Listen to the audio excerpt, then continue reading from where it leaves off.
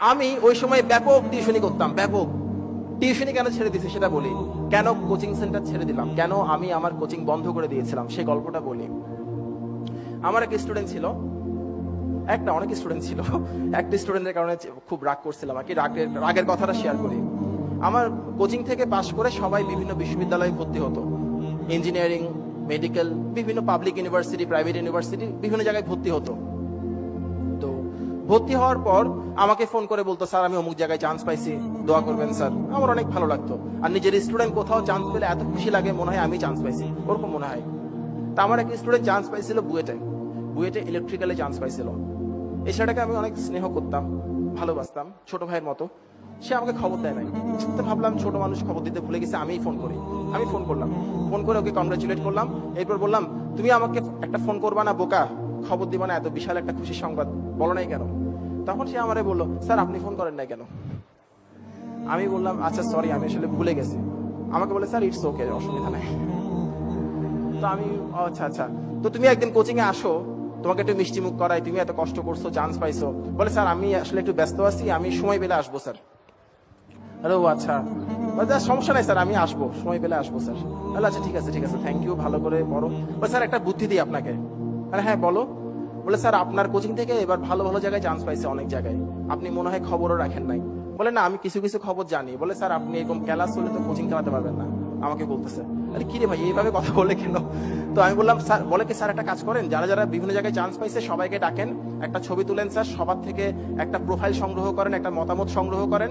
এরপর sir leaflet ছাড়েন। Leaflet না ছাড়লে স্যার স্টুডেন্ট পাবেন না, আমরা হেল্প করবো স্যার। আপনি লিফলেট ছাড়লে আপনার ফাইন্যান্সিয়ালি আপনি অনেক গেনার হবেন স্যার, যেহেতু আপনি এটাই করতেছেন। তখন আমার কাছে মনে হচ্ছিল কেউ একজন আমার গালের মধ্যে ঠাস ঠাস করে চল লাগাই দিছে। আমি কাকে পড়াইছি? আমার এটা মনে হচ্ছিল শিক্ষক অনেক বড় জিনিস, কাকে পড়াইছি আমি? আমার চোখ দিয়ে টপ টপ পানি পড়ছিল, ওর পক্ষে দেখা সম্ভব ছিল না। তখন আমি সিদ্ধান্ত নিলাম, যাদেরকে পড়াচ্ছি তারা বড় হয়ে আমাকে কতটুকু ভালোবাসবে, কতটুকু মনে রাখবে, কিংবা এই ধরনের অকৃতজ্ঞ আচরণ করবে কিনা।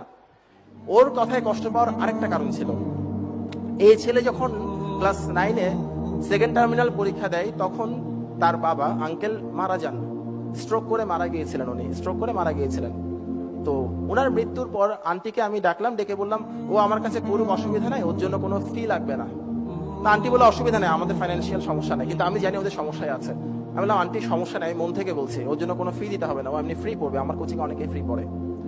যে ছেলেকে আমি ওই সময় থেকে শুরু করে 3.5 বছর পড়াইছি, একটা পয়সাও নিই নাই, সেই ছেলে যখন আমাকে শেখাই কিভাবে পয়সা কামাতে হয়, সে পয়সা আমার দরকার নাই, ওই জন্য আমি ছেড়ে দিয়েছি কোচিংটা।